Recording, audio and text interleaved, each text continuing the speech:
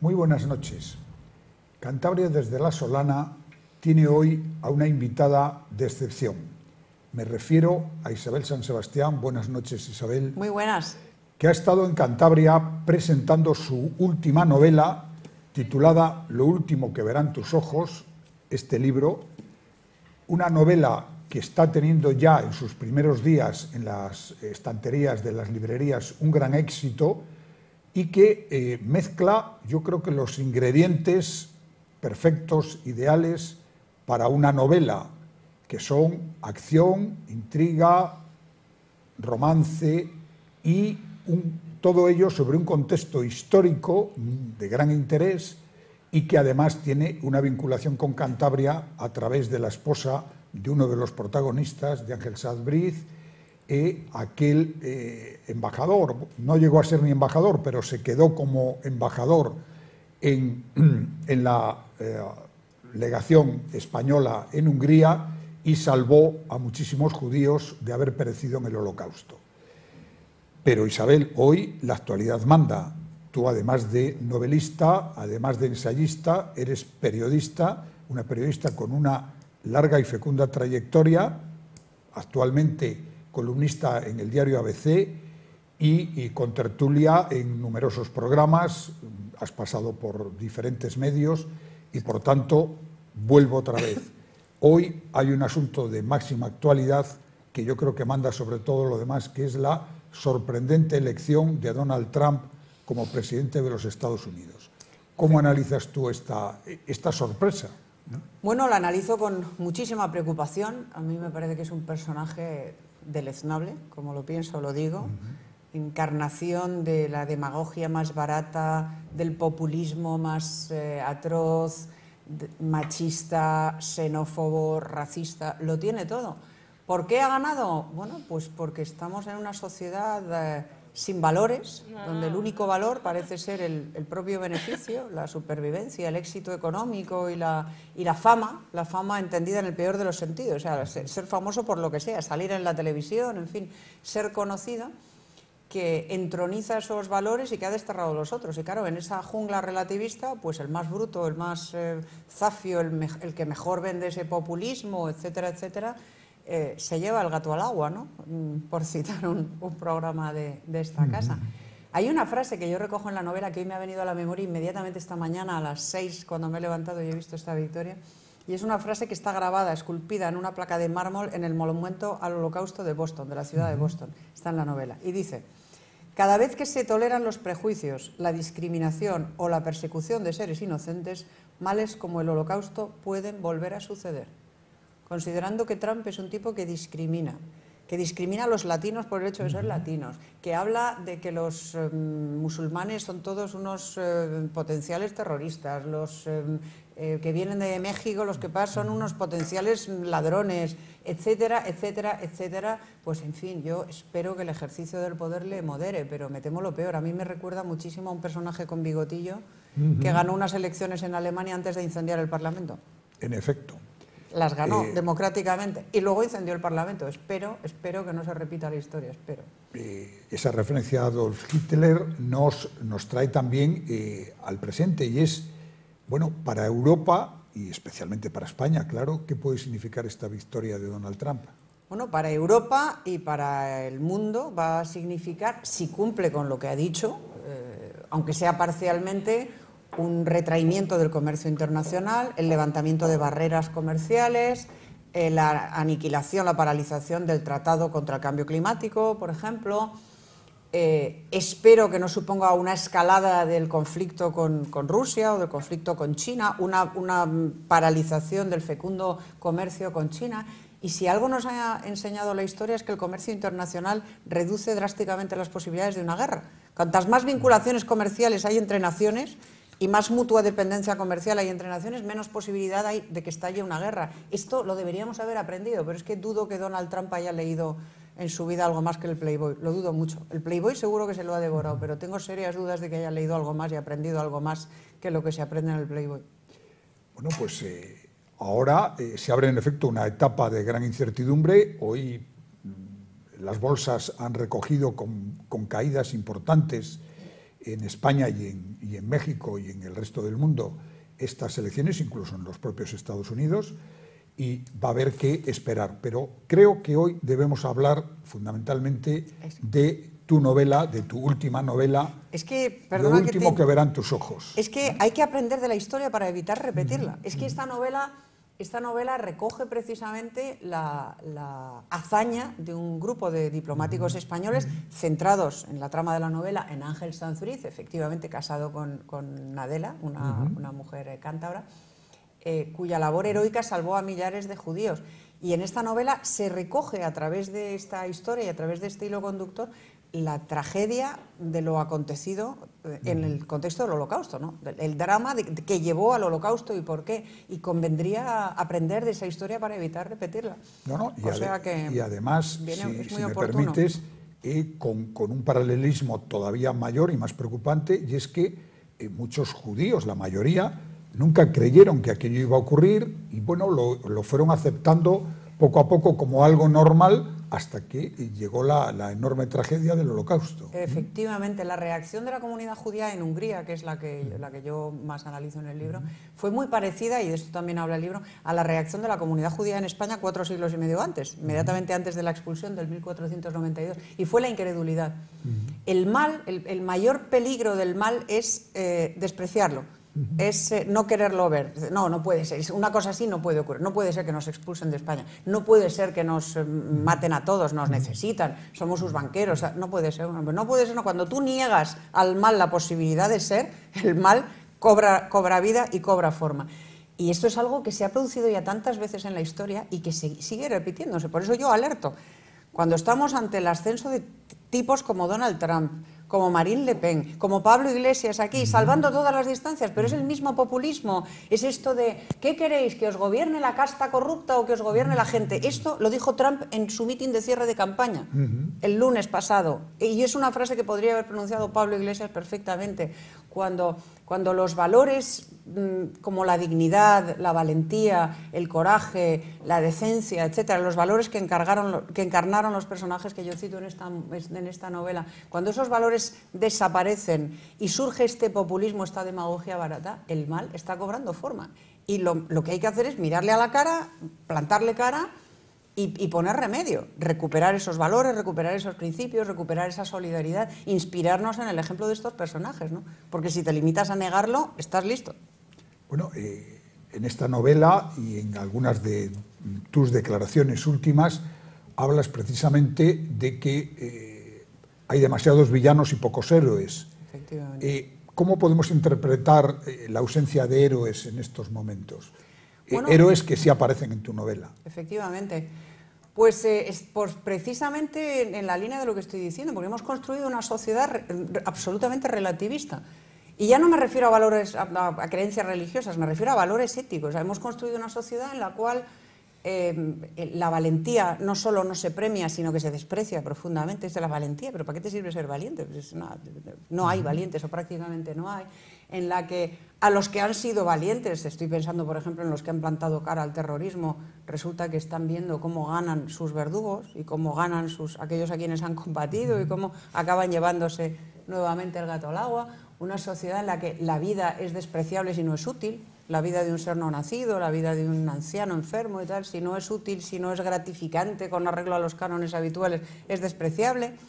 Pues bueno, ese es el primer paso para caer en este tipo de situaciones, ¿no? Yo en mis novelas procuro tejer tramas apasionantes, y esa es la razón, yo creo, por las cuales se venden también, porque se leen muy rápido. Todo el mundo que ha leído esta novela me ha dicho, me la he leído en 2 días, no la he podido soltar, me ha cogido por el pescuezo y no la he podido soltar.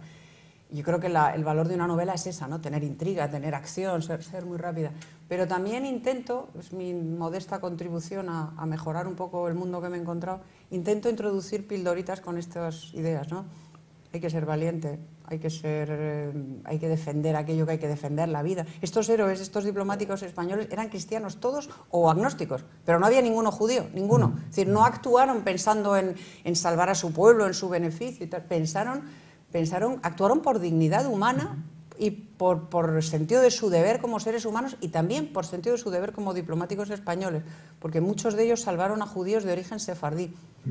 Y en sus telegramas ponían nuestros sefarditas, es decir, nuestros compatriotas, actuaron por patriotismo bien entendido.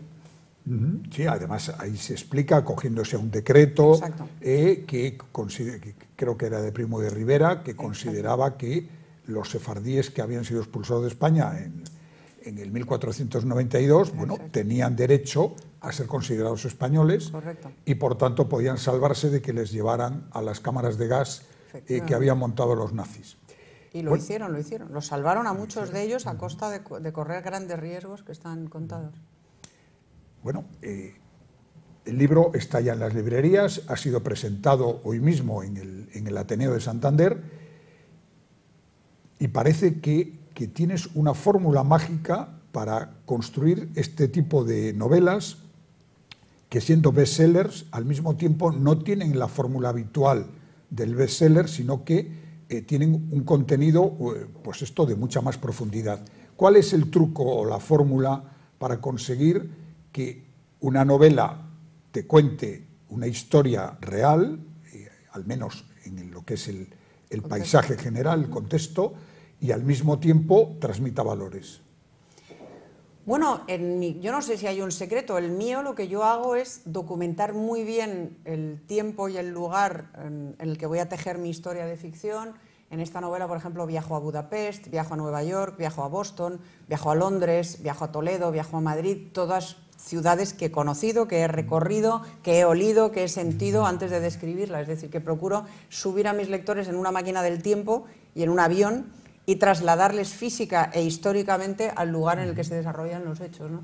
Creo que eso es muy importante. Y documentar muy bien ese periodo histórico. La trama, la urdimbre sobre la que yo tejo mi historia está muy trabajada, muy documentada. Y a partir de ahí es imaginación y tejer situaciones trepidantes, es decir, agarrar al lector y llevarle de modo que no pueda soltar el libro. ¿Cómo? Pues intentando emular lo que a mí me ha cautivado como lectora. Yo, antes de empezar a escribir, fui una ávida lectora. Yo empecé a leer a los 7 años y nunca lo he dejado. He leído muchísimos, miles de libros, me chifla la lectura, disfruto mucho y procuro que mis lectores disfruten como yo, ¿no? Y pulo mucho una novela. Antes de publicarla, me la leo yo varias veces. Me tiene que atrapar a mí antes de ponerla en una estantería. Documentación. En efecto, las últimas novelas, tanto esta como la anterior, que era La mujer del diplomático, incluso la de Un reino lejano, o Imperator, tienen un gran trabajo documental.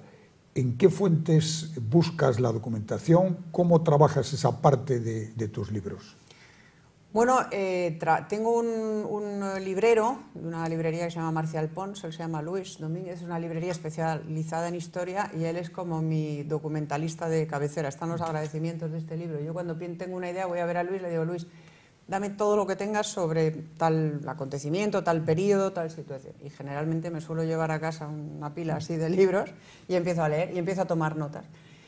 Y a partir de ahí, pues cojo un avión y me voy a Budapest. Yo ya conocía Budapest, pero no quería escribir de memoria. O sea, quería oler nuevamente Budapest, ir a la embajada de España, a la legación que está en el mismo sitio, hablar con un superviviente que se salvó en uno de los pisos protegidos con Saint-Brieuc y escuchar y recoger su testimonio para luego trasladarlo a la ficción. Situarme en el monumento que aparece aquí en la contraportada, en este maravilloso, sencillísimo y evocador monumento al Holocausto que hay en Budapest, que son unos zapatos de bronce dejados allí por los judíos, a los que ataban en grupos, pegaban un tiro a uno y los tiraban a los demás para que se ahogaran en el Danubio.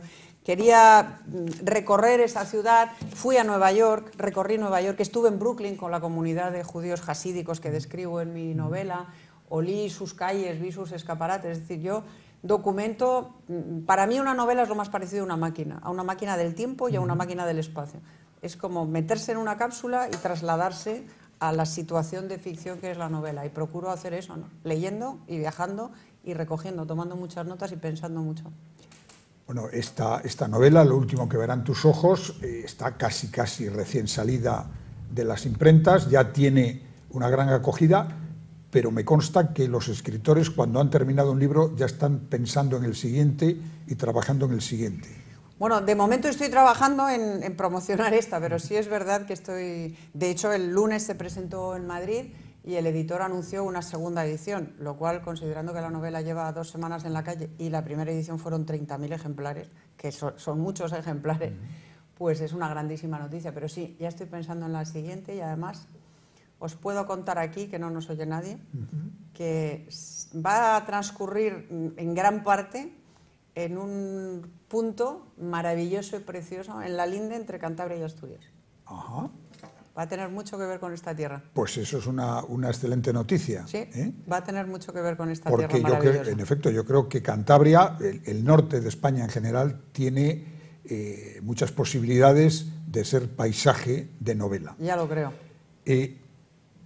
Éxito de este libro, me gustaría sí que entráramos en otro tema. Todo el mundo está hablando ahora de que ya no se venden libros, de que la gente ha dejado de leer. ¿Cómo está el mercado editorial realmente? Al final, los libros que interesan se siguen vendiendo y lo que ocurre es que hay demasiada oferta en las librerías. ¿Cuál es la situación? Bueno, es verdad que el mercado ha caído. El mercado ha caído con la crisis casi un 50%, un 40 y muchos por ciento. El mercado global de libros ha caído mucho, fruto de la crisis y fruto también de la piratería, que es una de las máximas vergüenzas de este país, de este gobierno, del anterior y de todos, porque no hay ninguno que tenga la valentía de coger ese toro por los cuernos. Yo te cuento, en España, robar un libro es impune. Tú si entras al Corte Inglés y te llevas un libro, te pueden coger, te pueden poner una multa. Te llevas un libro de estos así de papel, sí, te pueden poner una multa, te pueden hacer pasar un mal rato, te pueden sancionar. Si tú entras en Internet y te descargas un libro que tarda 20 segundos o menos en caer en tu Kindle, en tu aparato, eso es impune. Es decir, el robo de propiedad intelectual es impune. Y claro, como es impune, pues hay mucha gente que considera que a oferta infinita, pues consumo ilimitado. Y eso hace que evidentemente el mercado se resienta, porque es que no puede combatir la piratería. Es muy difícil combatir la piratería cuando el pirata sabe que su piratería es impune. Aún así, yo no me quejo porque afortunadamente mis lectores son gente decente que se compra los libros, ya sea en formato Kindle o en formato papel, se los compra y no se los roba, ¿no? Pero evidentemente la piratería ha hecho mucho daño. Y bueno, el mercado ha caído como han caído otros mercados, lo que significa que tienes que trabajar más, hacer historias más trepidantes, más interesantes, más capaces de atraer al lector y escribir más deprisa, o por lo menos dedicar más horas a escribir con el fin de poder compensar efectivamente la caída del mercado. Pero es verdad que se lee muy poco. Barico publicó un ensayo hace ya años que se titulaba Los bárbaros, en el que denunciaba que estamos en una sociedad que surfea la realidad, que no profundiza en nada, que no le interesa un conocimiento profundo y exhaustivo de nada, sino que lo que le interesa es ir muy deprisa, muy en la superficie y muy de una forma muy, pues eso, muy superficial, ¿no? Muy epidérmica. Y eso trae consecuencias. Eso trae consecuencias muy graves. Donald Trump, Pablo Iglesias, Marine Le Pen. Cuando no hay profundidad, cuando no hay un arraigo intelectual sólido, cualquier basura ideológica que te vendan con un envoltorio de colores pasa mucho más fácilmente, ¿no? Bueno, política, Donald Trump acaba de ser elegido presidente, pero de los Estados Unidos, pero aquí tenemos ya un nuevo gobierno también recién estrenado, aunque sea un gobierno continuista del anterior. ¿Cuál es tu sensación de este nuevo gobierno? Bueno, mi sensación es que lo va a tener muy difícil para gobernar con 137 diputados, es decir, que va a tener que consensuar, que en realidad quien va a gobernar es el Congreso de los Diputados, ¿no?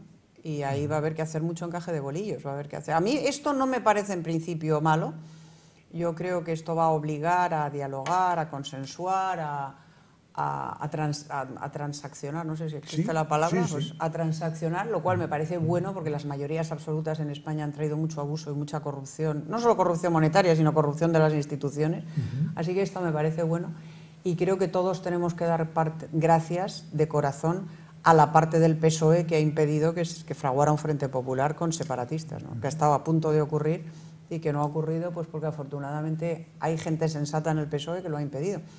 Yo confío en que esa gente sensata siga comportándose con sensatez y confío en que la mayoría del Congreso que encarna el Partido Popular haga gala de la misma sensatez y no pretenda seguir gobernando como gobernaba con 186 diputados, que se hagan cargo, porque la alternativa a lo que tenemos podría ser mucho peor. Lo han visto los americanos, que no les gustaba Clinton, era corrupta y tal, pues os vais a enterar de lo que vale un peine. A lo mejor el año que viene tenemos en Francia gobernando a Marine Le Pen, al paso que van las cosas, pues tampoco es descartable. En Inglaterra, yo tengo un hijo viviendo en Londres, y estaba visitándole precisamente, me acosté un día a las 12 y pico con las encuestas y los primeros sondeos que decían el Reino Unido vota a quedarse en la Unión Europea, y a las 6 de la mañana me sacudió: mamá, que han votado el Brexit. No puede ser. Pues Brexit. Que por cierto, Nigel Farage, el personaje siniestro de la extrema derecha que alentó todo aquello, dijo exactamente la misma frase que Donald Trump. Today is our Independence Day. Hoy es nuestro día de la independencia. Y ahí estamos. O sea que cuidadito, ojito, que la alternativa a lo que tenemos, y yo no soy especialmente entusiasta de lo que tenemos, pero la alternativa puede ser muchísimo peor. Has mencionado el problema catalán, que bueno, yo creo que ahora mismo es uno de los grandes problemas que tiene nuestro país. ¿Cómo ves tú esa situación, ese empecinamiento de los separatistas en ir a forzar la situación hasta lograr una independencia de facto? Pues es un poco lo que te decía con respecto al pirateo, ¿no? En la medida en que el desafío a la ley es impune, pues se desafía. O sea, si a ti te sale gratis, no solo te sale gratis, sino que tienes premio, si tú te conviertes en un problema para la nación española, en un conflicto permanente, y eso te acarrea mejor financiación, más condescendencia, más beneficios, etcétera, pues ¿qué haces? Estar constantemente en el desafío, estar constantemente forzando a ver qué consigues. Yo creo que ya ha llegado la hora de que este tipo de desafíos abiertos a la legalidad constitucional, al Estado de Derecho, esta consideración de que nosotros, como somos los que gobernamos, hacemos lo que nos da la gana, pero eso sí, haz tú lo mismo fiscalmente. O sea, sé tú un ciudadano de Barcelona y di: oiga, como ustedes no me gustan, yo no pago mis impuestos, y ya verás si pasa o no pasa, ¿sabes? Pues en la medida en que no se ponga remedio, seguirán avanzando. Y no solo en Cataluña, es que el País Vasco, que está aquí al lado, va detrás, ¿eh? Es que van detrás. Los vascos están en este momento en retaguardia porque son los separatistas catalanes los que están en vanguardia, pero no engañan a nadie. Ellos lo dicen: queremos una relación de igual a igual, Euskadi con la nación española, de igual a igual, esto no somos... Bueno, pues o el Congreso de los Diputados, es decir, la soberanía nacional, la sede de nuestros representantes en la sede de la soberanía nacional, se ponen las pilas y ponen pie en pared y paran esta locura, o cuando sigamos, no, hay que hacer una reforma para que ellos se sientan cómodos, porque no se van a sentir cómodos nunca, que van a seguir forzando mientras puedan, porque no solo les sale gratis, sino que les sale con premio. Pues hemos llegado al final. Muchas gracias a Isabel San Sebastián. Yo les recomiendo que lean esta novela, no solamente esta novela, Lo último que verán tus ojos, no solamente porque es muy apasionante, sino porque además tiene pues una buena parte de la historia de este personaje, Ángel Sanz Briz, muy relacionado con Cantabria, y que por tanto una parte de Cantabria está en este libro. Muchas gracias, buenas noches y mucho éxito con Lo último que verán tus ojos. Muchas gracias. Una última frase. Una última frase. La dedicatoria del libro, que es que viene muy al pelo hoy. Está dedicado a todos los que no se resignan, ni se venden, ni se callan, ni se rinden. Pues dicho queda. Buenas noches.